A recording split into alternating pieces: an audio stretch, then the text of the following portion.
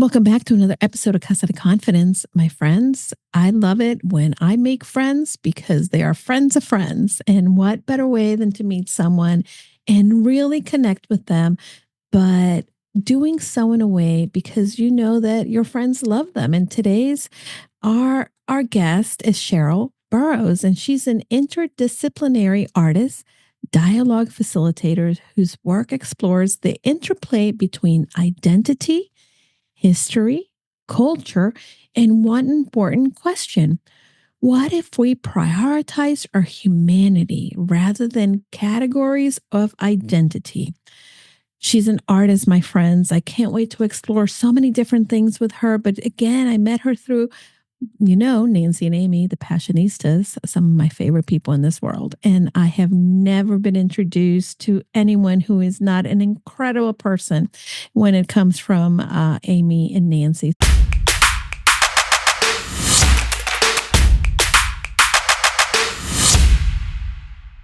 Thank you for being here, Sharyll. Thank you so much. I'm so happy to be here with you. Well, tell me, where in the world are you? Because I know that you just relocated. You're in a new place, and I love to have listeners get to know you and more about where you are in the world. I am in the Pacific Northwest. I am in the fabulous Portland, Oregon, in a Mhm. vibrant neighborhood. I just had a big life change and downsized, actually. I was living in a condominium and I downsized to a tiny, tiny studio apartment. So it has Oh, been quite the adjustment, but a wonderful adjustment nonetheless. And I am pleased to just begin my life all over again. It's not my first rodeo with starting my life all over again, but as it is for most of us in midlife, right? We have to that kind of is do true. this reinvention and change and shift and new chapters, new beginnings. But it's always something that if we view it as an adventure, it could be a wonderful experience. So, Yes, yeah, it's part yes. of the human experience. And speaking of humanity and humans, tell me a little bit more about what does it mean to you to be human? Well, it means to be, I'm sorry, it means individuality, Mhm. autonomy, meaning that whomever you are is self determined. Mm. We grow up with parents that decide that we should be blah, blah, blah, blah, blah, blah, but it's all based on their desires rather than Mhm. what the child's desire is. Not, this is not a broad brushstroke. I know that there are parents that are very open to allowing their children to sort of dictate who and what they are. However, I Mhm. think most parents, because they love their children and they want to keep their children safe, decide that their children should be certain things. So for me, autonomy means understanding that within us is information, within Mhm. our inner self is information, and it bubbles, it sort of percolates to the top, who and what we are. However, it contradicts with what society, our parents, teachers, Mhm. friends are saying what we should be. So there are many conflicts I think that people have, Mhm. and the freedom to trust that voice, to trust that information is scary Mhm. because many times we end up being the odd person out side of the group. Mm. Everybody, well, I won't say everybody, but many of us Mhm. want to belong. We want to be in friendship, companionship with other people, but many times that also involves being and doing what other people want. Mm. So the courage to stand in our own truth is very important. And sometimes it takes a long time to get there because you have to go through situations that don't feel quite right. And then sort of do a self reflection about, huh, what's not working? Hmm. Why am I not feeling comfortable in this moment? And if you listen to that little voice, you'll get the answer. So it's not easy. I'm not saying this is spirituality 101 or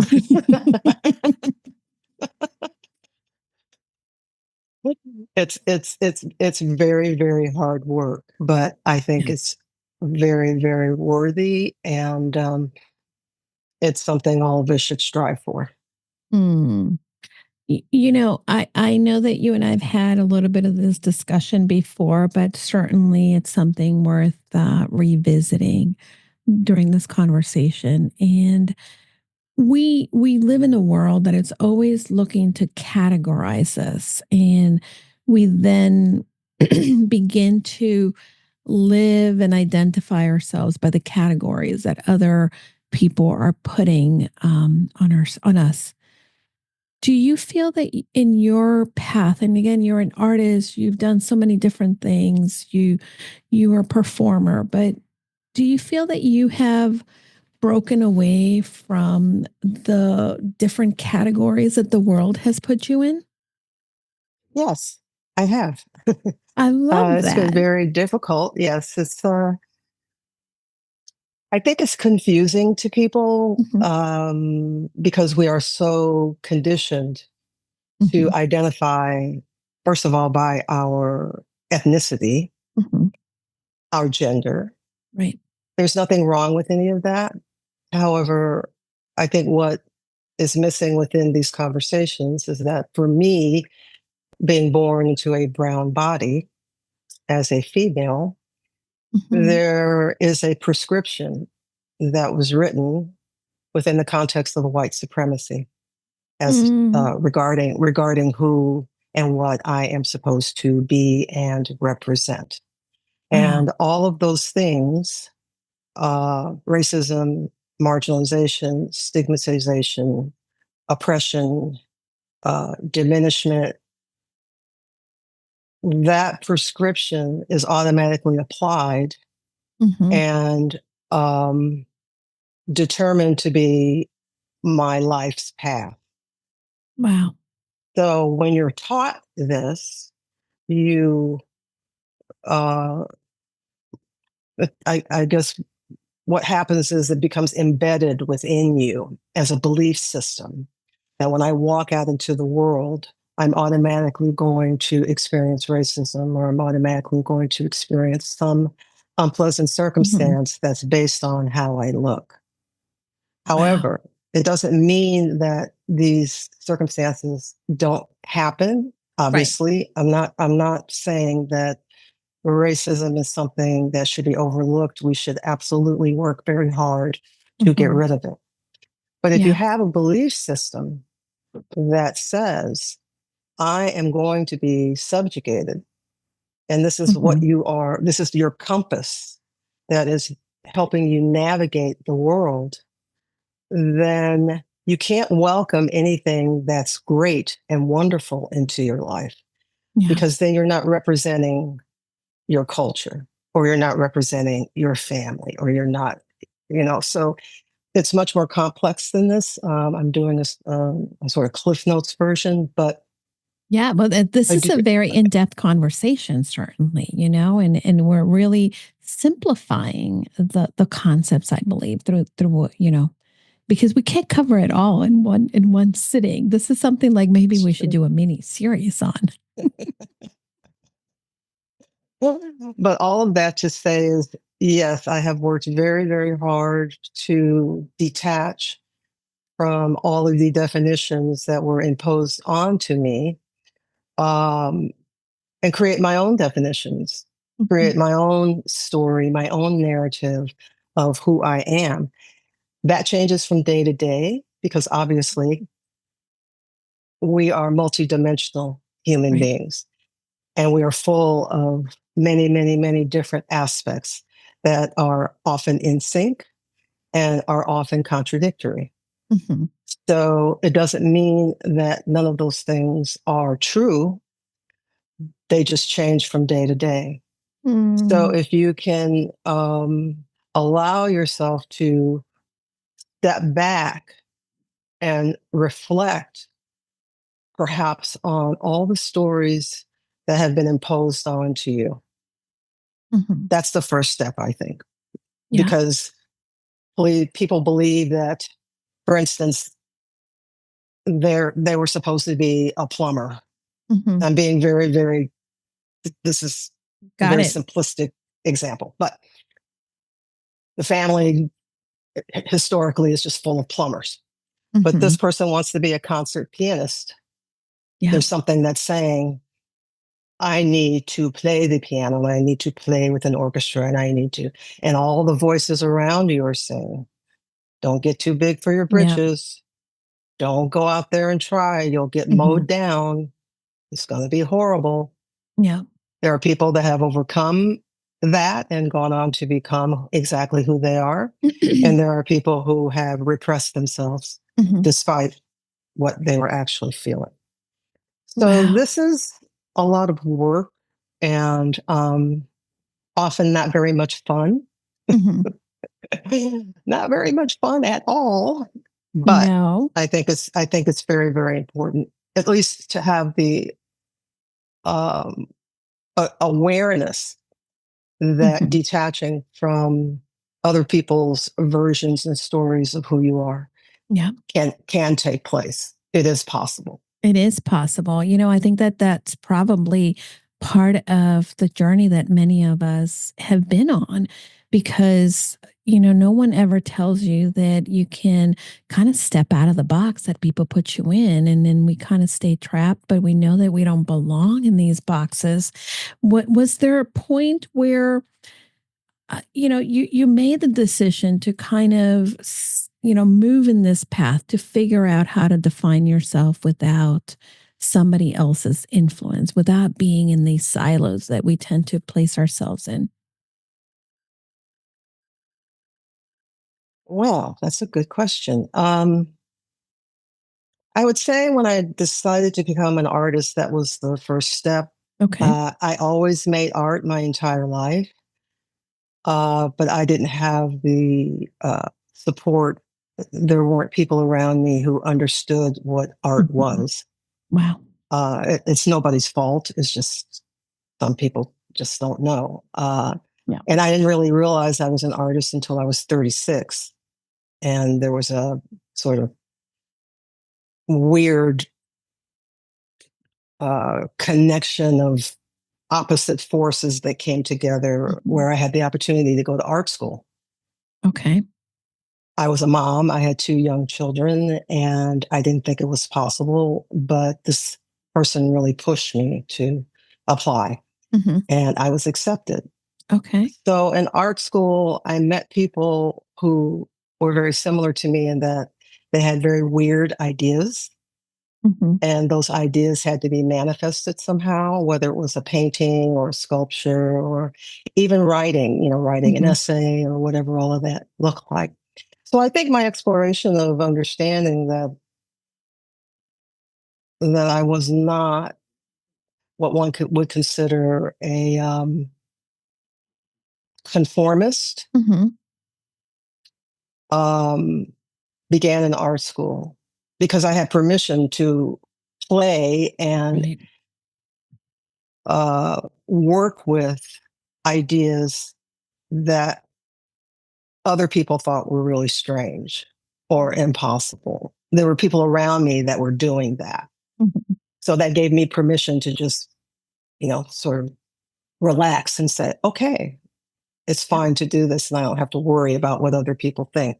This whole sort of voice, oh, you might scare people or people might not like what you do or what you Yeah. say. That is such a strong, strong thing for many people Hmm. because we just want to belong, right? We Yeah. want to Yeah.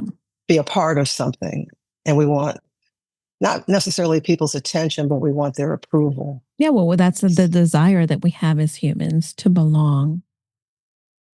Yes. Mm. So once I started making art, it became easier to let go Mhm. of all the things that I thought was important, just in terms of how to please Mhm. people, Mhm.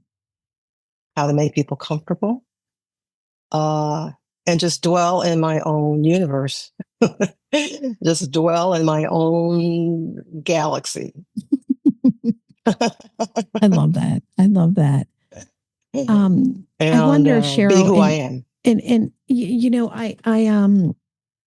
I I like this conversation because, and I need to pick your brain on this because I think that there's multiple layers to an evolution of us evolving and making sure that we know who we are. And I think that for many women, that first step really starts in our 30s. I know that for me, that definitely started to kind of be an evolution. But for you, I see that you definitely have blossomed, and now you carry this torch to really bring this conversation to others, right? The the evolution of not being having our humanity define us, be our own people without having the labels. But I've seen people evolve and change and have realizations that are big because they have that artistic mind. They're open to change. They're always exploring. They're curious. Do you think that that influenced you a lot, or was it age? Like in my case. Well, that's a great question. I'm glad you used the word curious because I do think that that is a Mhm. crucial aspect of embracing your humanity. I don't think that people are very curious about other people. I just think in Mm, general. yeah. And I think it is a primary issue within the Yeah. context of why the United States is so divisive right now. Agreed. People are not Agreed. interested in anything outside their own bubble. Hmm. And Yeah. until we're willing to burst our bubbles Hmm. and engage with people that we may not have engaged with before, or people that we're told are the wrong types of people, Hmm. people who look like me, Right. it's going to be very difficult to connect with one another because Mm, everybody sort of has this version of, right. well, everything in my bubble is what is perfect. Everything in what is in, sorry, I can't talk. Everything No, that's you're in fine. my bubble, everything that is in my bubble Hmm. is the best, Yeah. is the most important. Mm, And that way of thinking is where oppression begins because it's not wow. enough to Mm, be the best. You have to suppress other people if they hmm. don't think the way that you think. Yeah. Yeah. So, unless curiosity is sort of, I came to the conclusion about this concept of prioritizing humanity kind of by accident. I just started to notice when there were, say, world conflicts, for instance, in Sudan, Hmm. North Sudan and South Sudan, or Ukraine, when the Hmm. Russians invaded Ukraine. Right. At the height of the conflict, whenever reporters would go in and speak to the townspeople or people who were in camps or so on and so forth, who were truly suffering because of what happened, they would say over and over, and I heard this in different versions with different ethnicities, different, we're human beings. Why are they doing this to us? Mm, All the nationalism fell away, the gender stuff, hmm. political stuff, all of that fell away. Yeah. Why are they hurting us? We are human beings. Yeah. So I wonder, why can't that be prioritized? Why shouldn't we work to connect Hmm. with our humanity and not necessarily our common humanity? Hmm. Because when we look at each other, we're not going to see the same thing. No, But because we once we have start, experiences that inform us, and our own personal fears that maybe we carry with us.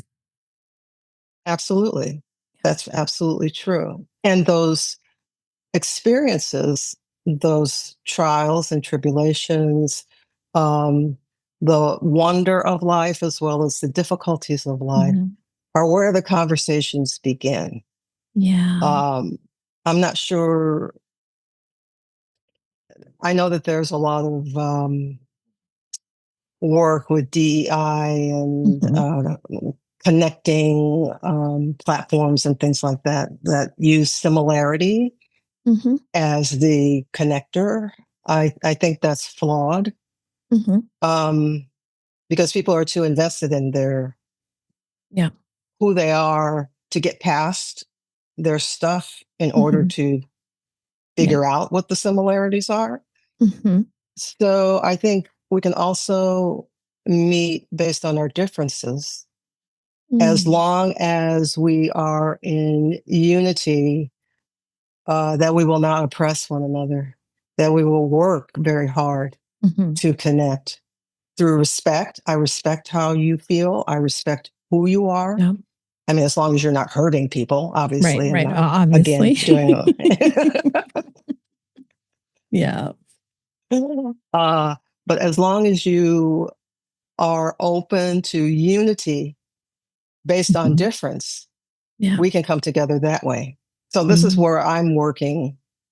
This is what I'm working toward, helping people understand that it's totally okay to be who you are. But Mm-hmm. let's talk about the language of who you are. Where'd that language come from? Where'd Mm. that story come from? Is Yeah. that okay with you? Mm-hmm. And if it's not, then what do you want to say?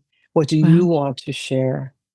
And some people don't even know that it's possible. Hmm. I've had people that had looked at me cross-eyed Yeah. because they don't understand that they have a choice Mm-hmm. and what their story says. So Hmm. again, it's very convoluted and it's very complex, but let's just jump in and Yeah. see what happens. Yeah, I think that a lot of people, when it comes to having these conversations that can be very intricate, and I've seen this a lot lately, and so much so that I wanted to devote a whole episode on this, and not so much to teach or to preach, but to really just kind of unpack this for myself. But I think that there's so many different times, especially now, that we are creating this us, them, others type of society. And a lot of times we avoid the dialogue and the curiosity because we feel that I don't know, that is this us versus them, or they won't understand, or I won't belong because I'm stepping out in talking on things that maybe people are not ready or willing or able to talk about. And what ends up happening is I often hear this, Sharyll, and I'm curious to hear your opinion on this. I often hear, well, I need to create a boundary because people are talking this, saying that, or they believe this, right? And and although I'm a firm believer that we need to stand up for ourselves, create some space, protect our well being, a lot of times the conversation of boundaries tends to be more of a separator than a protector for our communities. I agree. The thing about boundaries is it's a double-edged sword. It's like a Mm-hmm. slippery slope. Of course, we should have boundaries, particularly with people who are purposely abusive, Mm-hmm. which is Yeah. what we're experiencing right now in our culture. Mm-hmm. However, I think another way to describe boundaries is fear.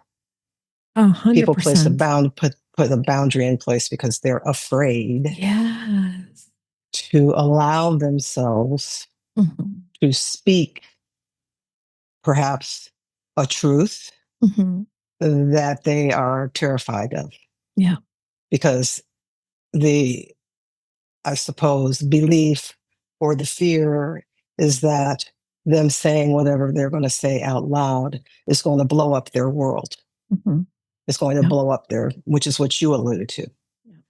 So I'm very good at holding space for Mm-hmm. discomfort.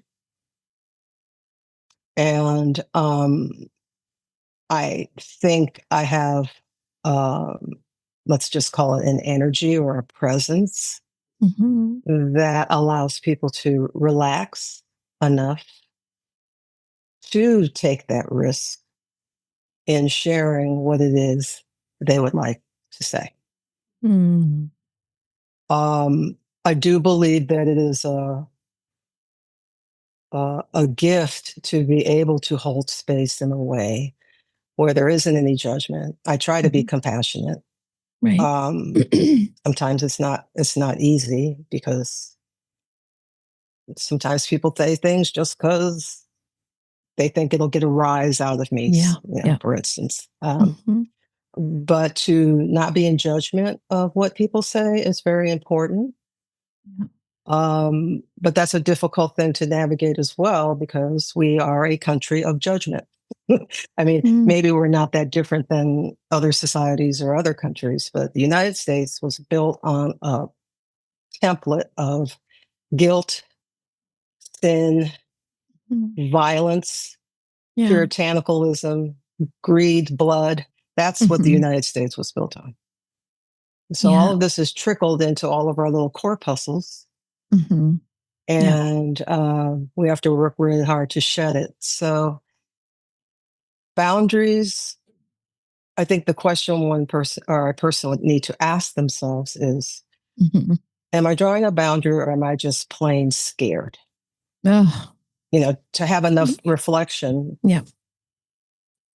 to sit Agreed. with oneself Mm. and say, okay, I'm scared, but I'm going to do it anyway. It takes a lot of self awareness, I think, to be able to decide I'm going to, sit in the discomfort. And that self awareness, sometimes, we're afraid to look in the mirror because either we categorize ourselves as not being who enough or having enough. And I think that this is a very, very, so many different layers to it. Well, I found that, like with anything, Hmm. we desire something. We have desires, and we have Hmm. um, things that we would like. We want our lives to be wonderful. We want our lives to Yeah. be easy. Hmm. We want everything at the snap of a finger. Yeah. And when that happens, it's uncomfortable. But then when Hmm. we get what we want, we get what we desire, then we Hmm. move on to something else. Yeah. So there's this perpetuation of it's never enough. No matter what we Mm. do, it's never enough. We're always chasing Yeah. something. I've got the big house now. That's right. Now I need the patio. Okay, I've got the Mm. patio. Yeah. I need the pool. Now I've got the pool. Yeah. you know, That's how it so rolls. that's how it rolls. Yeah. That's how it rolls. So it's very hard to sit with oneself and look at Hmm. that Yeah. and ask oneself, well, what would happen if I stopped craving? What would happen if I Mm. stopped dreaming? Yeah. I'm not saying you shouldn't dream, No, but I get but it. is what you're dreaming for going to help you reach your highest potential as a human being? Yeah. Well, I think that That's the that's the thing. I believe that there's dreams, and then there's the desires, because we feel that the thing, the title, the money, the experience, the person in our life is going to make us whole. And, for me, that desire is different than the dream of, I want to, grow to be a better person, or I dream to make an impact or to have that fulfillment. And a lot of times when we're chasing things as opposed to a deeper sense of who we are, I think that that's a lot of times what kind of derails us too. Yes, I agree. This is very hard work. Yeah. This isn't something that happens at the snap of a finger. It should, Um, right? We deserve it. It should, but it takes years. You're right. of course, we deserve it. Of course, because we deserve everything we want. However, Yeah. that's not necessarily how it goes. So until you're willing to stick your toe in the water Hmm. and really take a look at yourself, as you said, look in the mirror and ask yourself, who am I? And what has been told to me that has become a belief system Mm. Yeah. that is not true? Mm. And then move on to the next question and the next question and the Mhm. next one. It's a process. But as you said, it's the ability to have self-reflection Mhm. Yeah. and actually give oneself permission to be self-reflective because Mm. it's a dance where you're weaving in and out of information, trying to discern what fits you and what doesn't fit you. Mhm. So if you're willing to go with that flow and willing to do that dance, I think Mm. it's extremely gratifying. Yeah. Amazing. I would be remiss, Sharyll, if I didn't talk about our next little point, because this is something that I'm fascinated with, and definitely I want the listeners to learn a little bit more about something very special that you have worked on, and that is the Hattie-Project. I want to, for the listeners who may not know who Hattie McDaniel is, tell us a little bit about who she was and what is the Hattie-Project and what is the meaning of this work in this podcast, this episode 4 episode special podcast that you put together. Hattie McDaniel was an African American art actress. I say artist because artist is in my mind. Hattie McDaniel was an African American actress. She was the first African American to receive an Academy Award Mm. for her portrayal of Mammy, the character named Mammy in Gone with the Wind. Mm-hmm. Mammy was an enslaved woman that is now perceived to be a racial stereotype. Mm-hmm. Not only a racial stereotype, but a negative racial Yeah. stereotype. So uh, the conundrum is this monumental achievement by Hattie McDaniel Mm-hmm. is somewhat tainted because of the role that she played, along with the other roles that Yeah. she was able to attain Mm-hmm. maids, cooks, subservient women, let's just put it Mm-hmm. that way, Yeah. which was the only thing that was available to her because the Hollywood system Right. was racist and it was Mm-hmm. also misogynistic.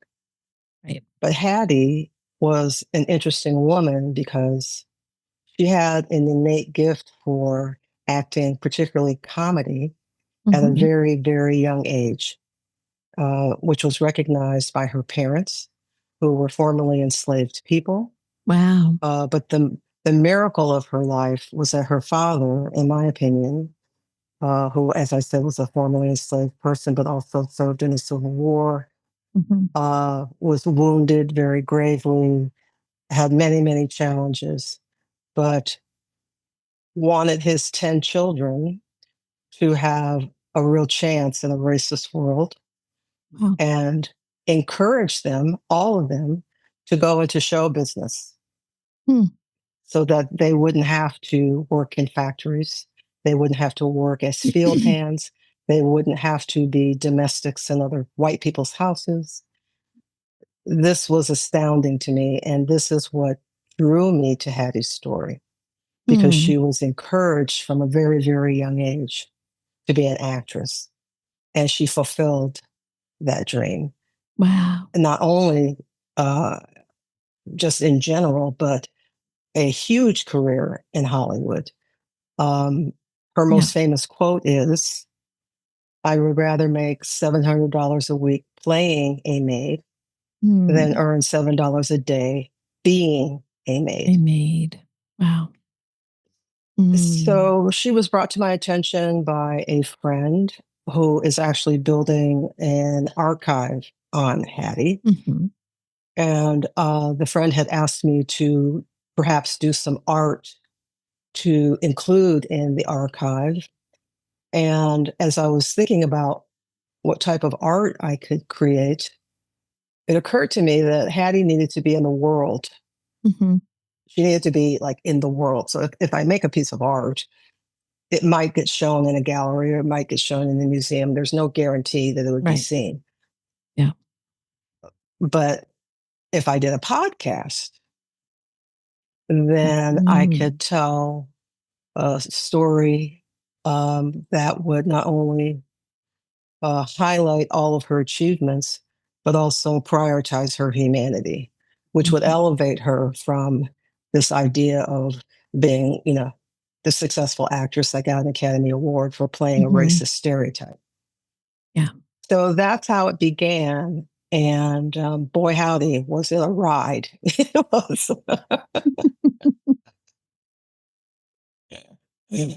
Wow. It Yeah. just turned into something I never thought. So the Hattie-Project is a 4-episode podcast Mm-hmm.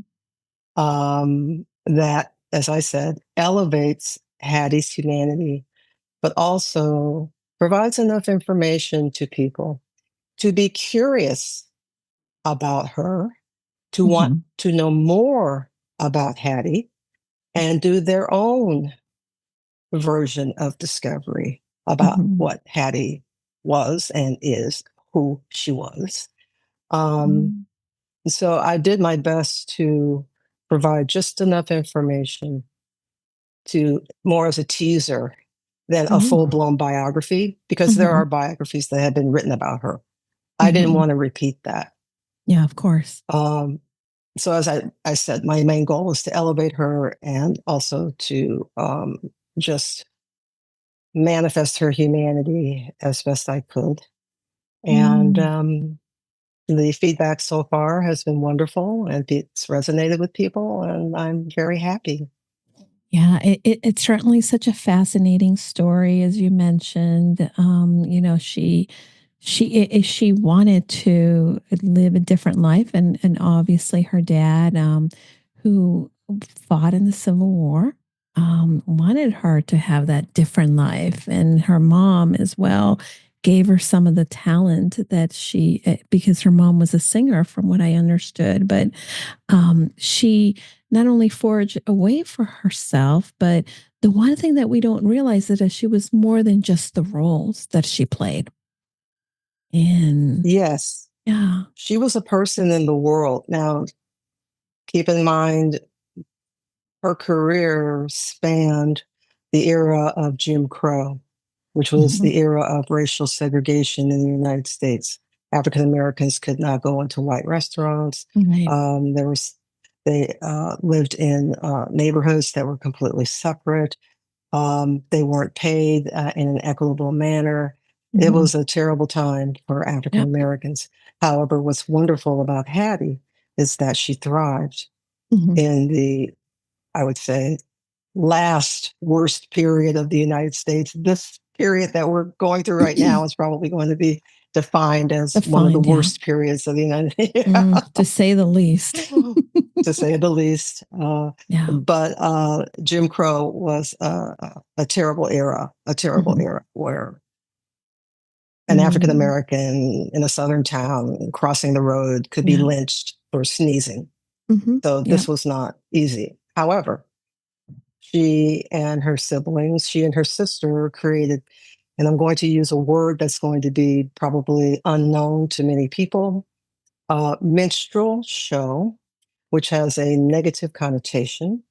But there was a time when vaudeville is an old word as well, but people would create shows where they would sing and dance and do little skits, and it would travel from town to town, town to town. Mhm. African Wow. Americans did this as well. And they would go to areas where Black people resided. Mhm. Hattie and her sister formed their own minstrel show, the McDaniel sisters. Oh, I did not And know that. yes, Very so cool. not only were they independent Mhm. as African Americans, they were independent women.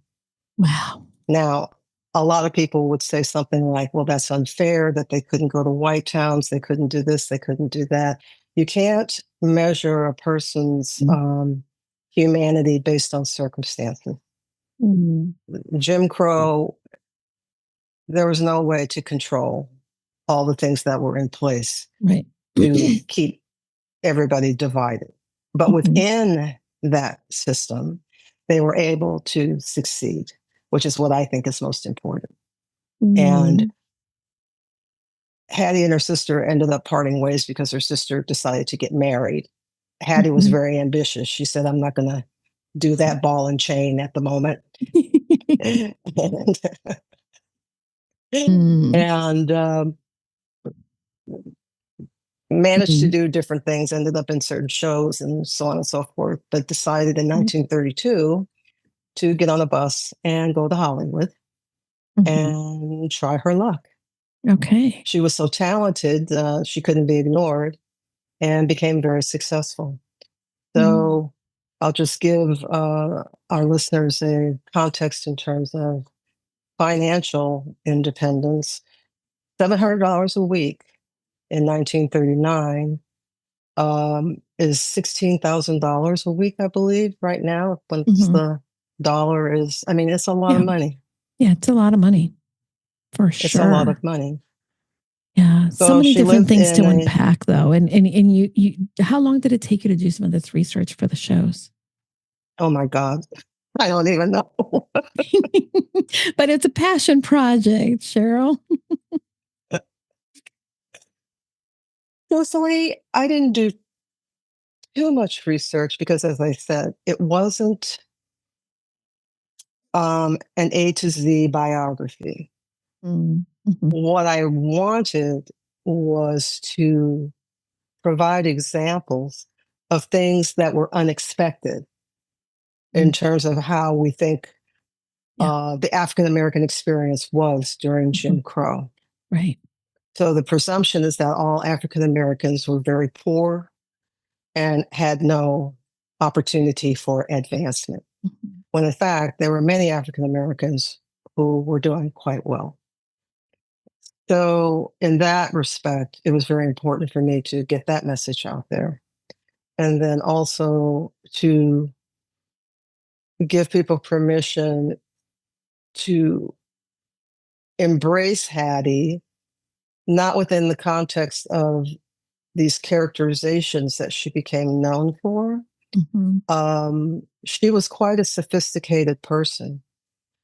If you listen to Mammy in Gone with the Wind, the idiom, the way that she spoke, you'd be shocked to hear her actual speaking voice. They had to bring in a coach to help the African American actors who appeared in the movie speak that pidgin English, that incorrect English. Yes. Interesting. Wow. Well, so that's so, it's so interesting. And it kind of brings us back to the original conversation. When we look at someone from the outside, it's very easy to think, well, this person fits into this box and this is who they think, or but it really is so much more than that. And if we are able to kind of shed some of these preconceived notions, right, or experiences that we come in with, and just allow ourselves to see the human behind there, we can be pleasantly surprised and delighted by what we find. Yes, I would even say shocked. I think people are very surprised. That too.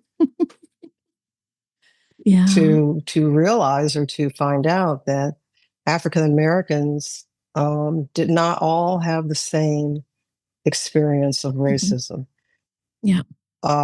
Yes, it's true. Hattie experienced racism. But what is also important to understand is that it did not define her. It did not define her perception of herself. She knew exactly who she was. And she honored her gifts, and she used her gifts to help other people. She used her gifts to uplift other people within her culture and outside her culture Yeah. sometimes. So her privilege, which is a word that is bandied around as not applying Hmm. necessarily to African American people, in some ways that's true. But in other ways, privilege looks like a lot of different things, right? It sure It looks like does. it has lots of different definitions. Yeah. But Hattie was privileged and she knew it. Hmm. And she used it to be of service to others, which for me was very important because in my work, this is what I'm, have to remind myself. It just ain't about you. It's about helping Right. other people as Yeah. best I can. And that's So, that's what I think all of us really need to. It's a great lesson to walk away with, right? I think that there is always a level of gifts that we have, but we need to be aware of who we are and where do we stand and how we can take what we have to create that ripple effect in this universe. yes, Yeah. absolutely. Yeah. Oh, So, this conversation is so good, so good, Sharyll. well, I love it. I'm enjoying every moment of it. And it's Yeah. so wonderful to be able to share information and also exchange ideas, which is what everybody should be doing.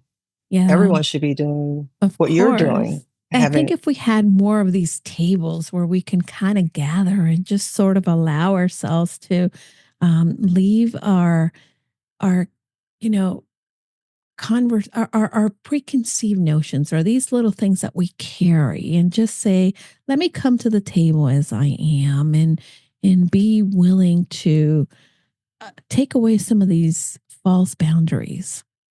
There's so much more than we can actually gain from each other and learn and grow together. well, I think that what's helping me navigate these difficult times is reflecting on what Hattie did.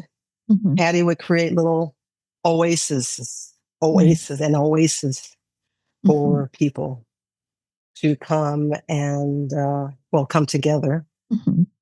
And whether it was music, whether it was a poetry reading, whether it was dinner, Yeah. that's easy for all of us to do, right? This Hmm. is Yeah. something that's tenable. It's not about trying to create some big Mm. event, or it's Yeah. just simply working within our own communities Hmm. and finding a way to create an oasis where we can all gather and not only be true with each other, but be true to ourselves.